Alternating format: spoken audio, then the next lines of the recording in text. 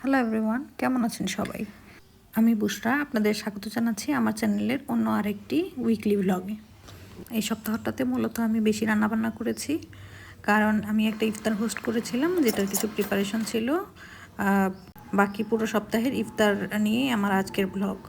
সপ্তাহের শুরুতেই আমি একদিন হালিম রান্না করেছিলাম, আর বাসায় লেবু না থাকায় লেবুর বিকল্প হিসাবে একটা ভিনেগার পানি বানিয়ে নিয়েছিলাম, যেটা নর্মালি স্যুপের সাথে সার্ভ করা হয়, কিন্তু এক্সপেরিমেন্টালি হলেও এটা হালিমের সাথে খুব ভালো গিয়েছিল।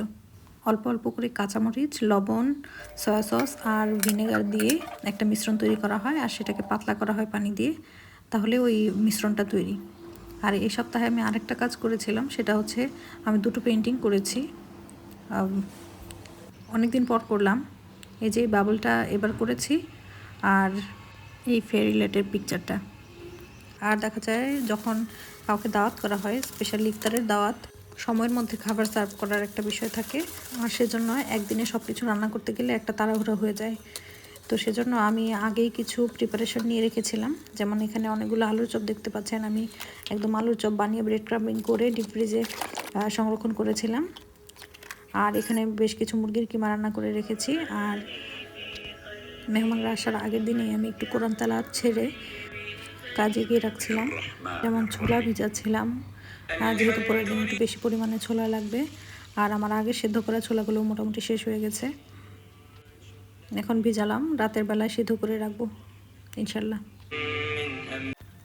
আর এদিকে বাসায় ডিম আনা হয়েছিল নতুন, তো আমি ডিমগুলোকেও কেজে উঠিয়ে নিয়েছিলাম, আর যেগুলো একটু ফাটা আছে সেগুলোকে আলাদা করে রাখছিলাম, যেন সিদ্ধ দিলে ফেটে আলাদা না হয়ে যায়। আর তারপরের দিন, মানে যেদিন আমি ইফতারের দাওয়াত দিয়েছিলাম, সেদিন সকালবেলাতে ডেজার্ট হিসাবে যে চিয়া পুডিং সার্ভ করবো ভেবেছিলাম, সেটার জন্য চিয়া সিড আর টক দই একসাথে ভিজিয়ে রাখছিলাম, অল্প একটু চিনি দিচ্ছিলাম, যেহেতু এটাকে ডেজার্ট হিসাবে আমি সার্ভ করব।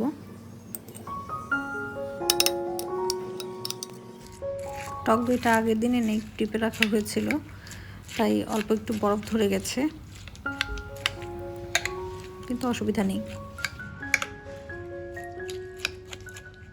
ভালোভাবে সব কিছু মিশিয়ে একটা পলিথিন র্যাপ দিয়ে এটাকে ঢেকে তারপর আমি ফ্রিজে রেখে দেব।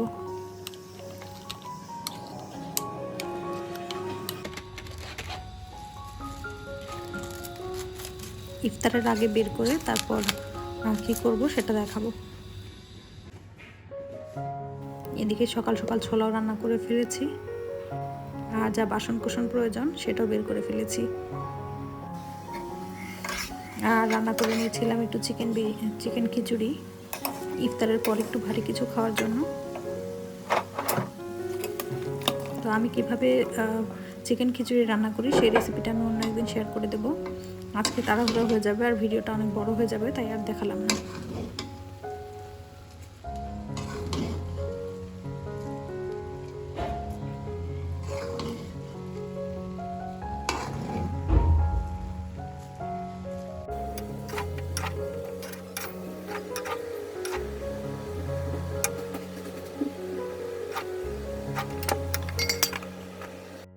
আর সেই যে চিকেন কিমা আগে রান্না করে ডিপে রেখে দিয়েছিলাম, সেটা বের করে আমি ঝাল পাটিসাপটা বানিয়ে নিচ্ছি, মানে চিকেন পাটিসাপটা।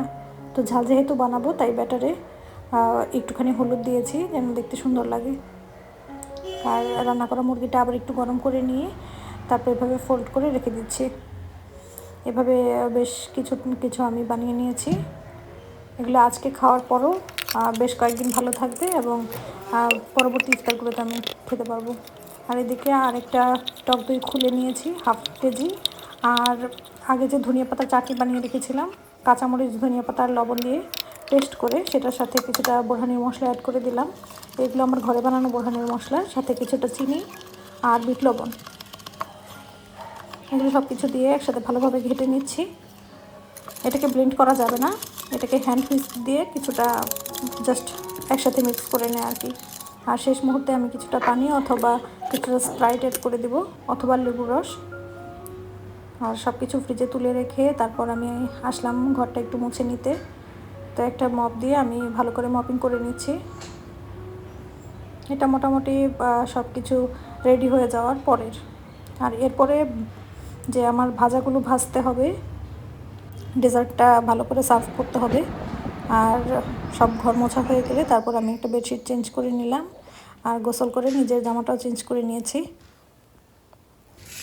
এরপর আমি চলে এসেছি ভাজাগুলো ভাজতে, যেন তার ঠিক আগে এগুলো গরম গরম সার্ভ করতে পারি।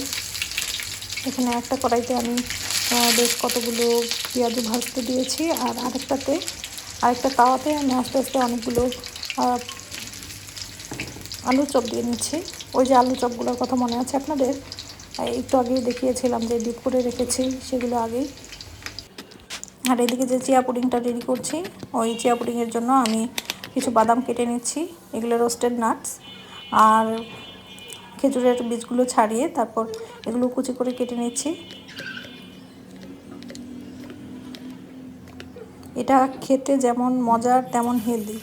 আর ওইদিকে আমার ওই আগের দেওয়া বড়াগুলো বানানো শেষ, আর এদিকে আমি আবার বেগুনি দিয়ে নিচ্ছিলাম, আর একই সাথে আমি পাশাপাশি এই কাজগুলোও করে নিচ্ছিলাম। এখানে দিচ্ছি কিশমিশ, আর কেটে রাখা যে খেজুরগুলো আর বাদামগুলো সব কিছু একসাথে দিয়ে, আবার সাথে কিছুটা আনার দানাও দিয়েছি। এগুলো দেখতেও সুন্দর হবে, এগুলো দিলে কালারটা, প্লাস খেতেও খুব ক্রিস্পি লাগবে এবং বেশ টেস্টি লাগবে আর কি। এটা দেখতে যেমন সুন্দর, একই সাথে খেতেও খুব দারুণ। ভালো করে মিক্স করে নিলাম। ইফতারের আর খুব বেশি সময় বাকি নেই। এগুলো ফ্রিজ থেকে বের করে নিয়েছি, একদম ঠান্ডা ঠান্ডাই আছে, আর সার্ভ করতে করতেও ঠান্ডাই থাকবে ইনশাল্লাহ। এবার আমি ছোট ছোট জারে এগুলোকে সার্ভ করে নিচ্ছি।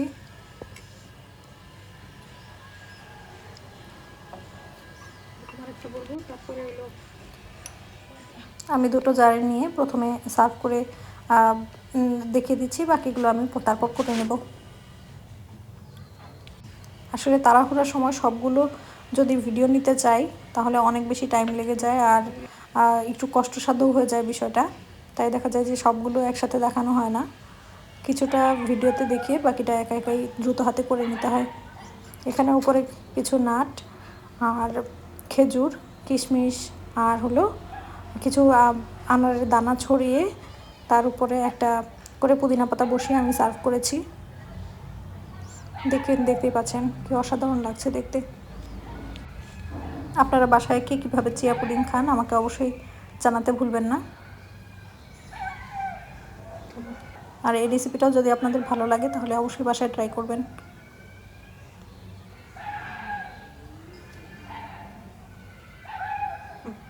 তো এরপর আমি শরবতও বানিয়ে নিয়েছি, আর টেবিলে সব খাবার নিয়ে এসেছি, কিন্তু এখনও প্লেটিং করা হয়নি।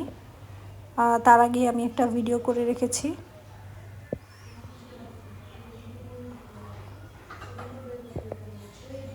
খুব সুন্দর, রাইট? আলহামদুলিল্লাহ যে আমি ইফতারের আগেই সব কিছু প্রিপেয়ার করতে পেরেছি। এই তো প্লেটিং হয়ে গেছে, আমি দুইটা আলাদা প্লেটে সার্ভ করেছি, কারণ ফল, মিষ্টি বা সেভরি আইটেমগুলো একসাথে দিলে খেতে একটু ঝামেলা হয়।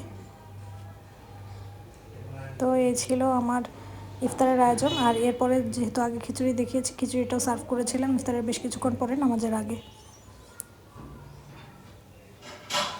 আর এখানে আমার ঘরে বানানো বোরহানিটাও দেখতে পাচ্ছেন।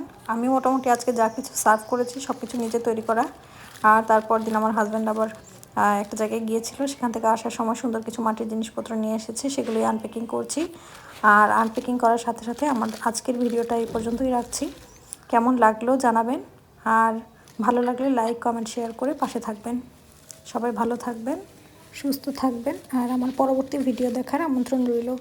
ইনশাল্লাহ আগামী সোমবারে আমি আবার একটা ব্লগ ভিডিও আপলোড করব, আর এর মাঝখানেও হয়তো কিছু শর্টস শেয়ার করব। তো ততক্ষণ পর্যন্ত আল্লাহ হাফিজ। আল্লাহ আপনাদের ভালো রাখুন।